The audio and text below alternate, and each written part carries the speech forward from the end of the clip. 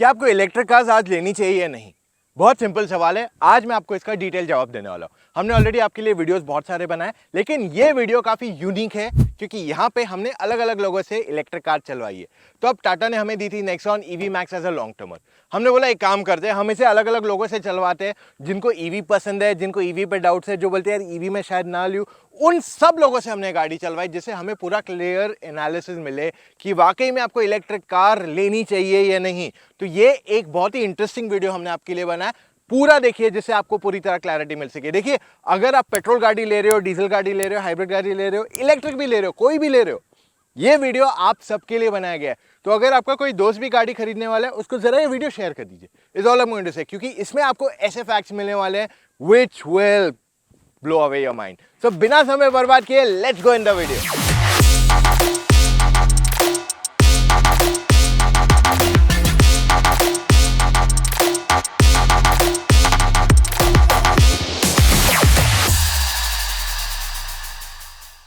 तो यहां पे केस नंबर 1 हम देखते हैं मेरा, जहाँ पे मेरी ड्राइविंग बहुत ज़्यादा नहीं है विद द ईवी मैक्स। अब देखिए, मैं जब ऑफिस जाता हूँ, घर आता हूँ, it's hardly 30 kilometres and majorly open road मिलता है मुझे, ऐसे ट्रैफिक प्रोन रोड्स नहीं मिलते हैं। इनफैक्ट इलेक्ट्रिक कार में आपको ट्रैफिक में ज़्यादा बेटर रेंज मिलेगा कंपेयर टू अ पेट्रोल और अ डीजल और अ हाइब्रिड कार जनरली। मैं सिर्फ एक फैक्ट शेयर कर रहा हूँ। सो मेरे रनिंग में अप्रॉक्सीमेटली मोटा मोटा 300 का रेंज मेरे को आ रहा था। क्योंकि मैं हर दिन लगभग 30 किलोमीटर कर रहा था, हर 9 या 10 दिन में मैं एक बार गाड़ी चार्ज करता था घर पे। होम चार्जिंग है मेरे पास, I charge it at home, मेरे को कोई प्रॉब्लम नहीं आई विद दैट, इजीली चार्ज कर पा रहा था। आई मीन शाम को आ जाता था, गाड़ी चार्जिंग पे लगा दी, forget it, next day morning unplug, drive it off, अगले एक हफ्ते 10 दिन के लिए you are pretty much sorted. So मेरे केस में मेजर जो यूजेज था वाज दिस पार्ट।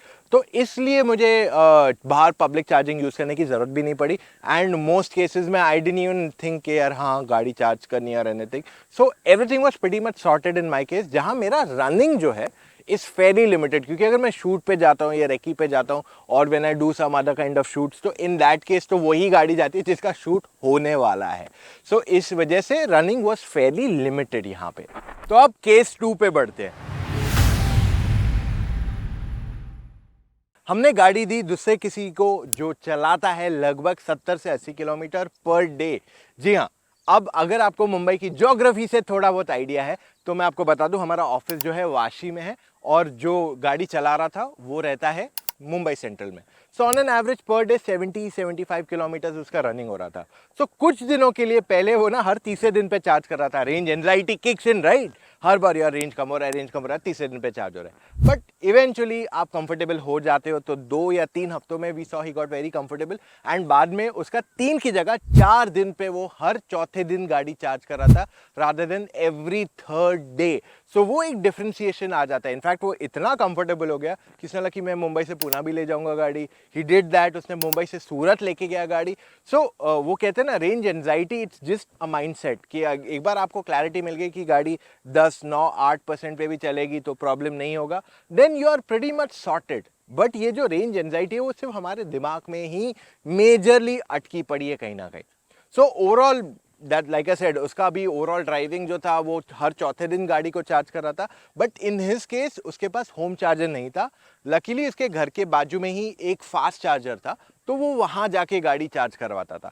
अब इसका जो रनिंग कॉस्ट था, ऑन फास्ट चार्जिंग की बात कर रहा हूँ, वो लगभग ₹2.5 पर किलोमीटर पड़ रहा था। वेयरएज इन माय केस जहां मैं घर पे चार्ज कर रहा था, it was costing about ₹1 kilometre. अब मैं आपको सिर्फ एक रेफरेंस दूं तो पेट्रोल गाड़ी पे आपका 9 से ₹12 पर किलोमीटर कॉस्ट पड़ता है। अब यहाँ पे एक मेजर डिफरेंस आ गया इन प्राइसिंग, क्योंकि हमारा ओवरऑल रनिंग कॉस्ट 80 से 90% मिनिमम कम हुआ है, जो काफी बेनिफिशियल है अगर आपका रनिंग काफी ज्यादा है। अब जो स्टोरी और इंटरेस्टिंग हो गई है, क्योंकि इस बार हमने गाड़ी दी एक ऐसे इंसान को जो लगभग दिन में 90 किलोमीटर चलाता है। आपने बिल्कुल सही सुना, एक दिन में 90 किलोमीटर चलाता है। रहता वो अंधेरी है, हमारा ऑफिस है same Vashi. So daily kilometre running 85-90 kilometres minimum है। और अगर आप ये वीडियो आज के टाइमलाइन में देख रहे हो, आपको पता है कि अंधेरी वेस्ट से ईस्ट आने में बहुत दिक्कत हो रही है, क्योंकि काफ़ी ट्रैफिक जैम्स लग रहे हैं, ब्रिज का काम चल रहा है, तो इस वजह से बहुत सारा ट्रैफिक एनकाउंटर किया जाता है। This is the most difficult route I think to encounter. तो इनिशियल डेज में जब गाड़ी चलाने लग गए भाई, तो हर दूसरे दिन गाड़ी चार्ज हो जाती थी। रेंज एंजाइटी, यार क्या होगा, कल को चार्ज खत्म हो गया। बट कुछ दिनों बाद वो रेंज एंजाइटी कम होती गई, खत्म हो गई रादर, एंड अब हर तीसरे दिन बाद गाड़ी चार्ज हो रही थी, विच इज़ लाइक से 270 टू 80 किलोमीटर्स के रेंज के बाद इस गाड़ी को पूरी तरह पब्लिक चार्जर पे चार्ज किया जा रहा था। अब देखिए, अगर आप एक नई इलेक्ट्रिक कार लेते तो आपके पास होम चार्जर रहेगा। सो अगर आप सिटी में भी कितना भी लंबा चला लो, लाइक हमने एक ओनर का रिव्यू किया था, मुझे अभी भी याद है, वो पनवेल में रहते थे और उनकी डेली रनिंग थी to Andheri. So to and fro उनका 110 किलोमीटर होता था। उनकी तो ईवी प्राइम है, not even the max, regular EV prime है उनकी। सो इन दैट केस वो हर दूसरे दिन के बाद गाड़ी चार्ज करते थे, यानी कि 220 किलोमीटर के बाद वो गाड़ी चार्ज करते थे। और एंड विथ अस हम 3 दिन गाड़ी चला पा रहे क्योंकि हमारा रनिंग किलोमीटर्स कम है, एंड ऑफ कोर्स हमारा जो बैटरी पैक है वो यहाँ पे ज़्यादा बड़ा है। अब यहाँ पे एक इंटरेस्टिंग पॉइंट कवर करूँगा। दो में से एक इंसान को जिसको मैंने गाड़ी दी थी चलाने को, वो इतना ईवी के फेवर में नहीं था, एंड रेंज एंजाइटी दोनों को थी। अब ओवरऑल रेंज एंजाइटी तो क्लियर हो गई, साथ ही में और भी बहुत सारे ऐसे पॉइंट्स हैं जो क्लैरिफाई हुए। अब देखिए, अगर मोस्टली आपके पास घर पे चार्जर है, आप घर पे ही चार्ज करने वाले हो गाड़ी को, एंड आपका रनिंग कॉस्ट 90% कम हो रहा है, लाइक 1 रुपया पर किलोमीटर आपका रनिंग कॉस्ट आ रहा है। If you see that as your running cost, मतलब आपको आज बस में भी जाओगे ना, पब्लिक ट्रांसपोर्ट भी यूज करोगे ना, तो भी आपका कॉस्ट ज्यादा आएगा compare to an EV to a great extent. So ये एक मेजर डिफरेंस आ जाता है इलेक्ट्रिक कार में कि आपका रनिंग कॉस्ट बहुत ही कम हो जाता है। साथ में अगर आप अपना मेंटेनेंस कॉस्ट भी देखते हैं तो ऑलमोस्ट ना के बराबर है। यहाँ पे आपके पास इंजन ऑयल नहीं है, फ्यूल फिल्टर नहीं है, ऑयल फिल्टर नहीं है, स्पार्क प्लग नहीं है, तो इस वजह से आपके जो मूविंग पार्ट्स है वो काफ़ी लिमिटेड है। तो आपका जो कॉस्ट है ऑफ मेंटेनेंस वो ऑलमोस्ट ना के बराबर ही हो जाता है। अब अगर आप व्हील अलाइनमेंट करवाते हो या फिर कुछ और करवाते हो जैसे क्लीनिंग व्लीनिंग, तो आपका वो थोड़ा बहुत कॉस्ट आएगा, उससे ज़्यादा कुछ कॉस्ट 1000-1500 के ऊपर जनरली बिल नहीं जाएगा। इनफैक्ट इलेक्ट्रिक कार में आपके जो ब्रेक्स हैं उनकी लाइफ भी ज़्यादा रहती है, टायर की लाइफ भी ज़्यादा रहती है, क्योंकि majorly electric car owners regenerative braking का इस्तेमाल करते हैं। अब इससे फ़ायदा क्या होता है, तो मान लीजिए अगर आपके टायर की लाइफ 40-50 हज़ार किलोमीटर जाती है तो इसमें कम से कम डबल हो जाती है। Same thing with brake pads, अगर आपके ब्रेक पैड्स एक सर्टेन किलोमीटर्स चलने हैं, वो इलेक्ट्रिक कार में रीजनरेटिव ब्रेकिंग की वजह से ऑलमोस्ट डबल या मोर देन डबल हो जाते हैं इन मोस्ट केसेस। सो आप अगर अपना मेंटेनेंस कॉस्ट एस्पेक्ट देखते हैं ना, तो यहाँ पे एक क्लियर डिफरेंशिएशन आ जाता है बिटवीन आइस पेट्रोल डीजल या फिर इवन अगर मैं ईवी के बात करूं, क्योंकि ईवी काफी ज्यादा अफोर्डेबल हो जाती है। अब यहाँ पे हमने दो चीजें नहीं कर पाए इस गाड़ी पे। पहला, 15,000 किलोमीटर तक ड्राइव, ताकि हम आपको सर्विस कॉस्ट दे सके। So that's a clear miss out from our and, but मैंने आपको एक अप्रोक्सीमेट सर्विस कॉस्ट का आइडिया दे दिया है। सेकेंड इज द फैक्ट कि हमने इस गाड़ी पे 800,000 किलोमीटर एक दिन में नहीं कवर करने की कोशिश की है। That's a clear miss out from our part. और अब मैं आपको इसीलिए सो दैट हमने क्योंकि वो नहीं कवर कर पाए, हमने एक डिटेल्ड ओनर्स रिव्यू शेयर किया आपके साथ नेक्सॉन ईवी प्राइम में। ये ओनर का नाम है आशीष अरोरा, ये एनसीआर रीजन में रहते हैं। तो इन्होंने अपने दोस्त के साथ नेक्सॉन ईवी मैक्स पे लगभग 17,000 किलोमीटर कवर किए थे 50 दिन में। तो ये कश्मीर से कन्याकुमारी तक गए, वहाँ से नॉर्थ ईस्ट गए, फिर भूटान गए, फिर नेपाल गए। सो इनकी जो ओवरऑल ड्राइविंग किलोमीटर्स थी वो काफ़ी ज़्यादा थी। अब अगर आप ये ड्राइविंग देखते हैं इनकी, तो कोई प्रॉब्लम नहीं है इनको गाड़ी चलाने में। एंड मैंने जब इनसे पूछा आपका एक दिन में आपने मैक्सिमम कोई दिन में कितना किलोमीटर किया है, तो उन्होंने कोई दिनों में 800 से 900 किलोमीटर बहुत ही आसानी से कवर किया है। आपने मैक्स एक दिन में कितना कवर किया होगा, इफ अगर मैं हाईएस्ट नंबर पूछूं एक दिन में कभी, या एवरेज? 1050 के आसपास, 1050 एक दिन में आपने कवर किया है? 2-4 दिन ऐसे थे, एक दिन 922 करना पड़ा था, एक दिन 800 समथिंग था, एक दिन 1000 प्लस था।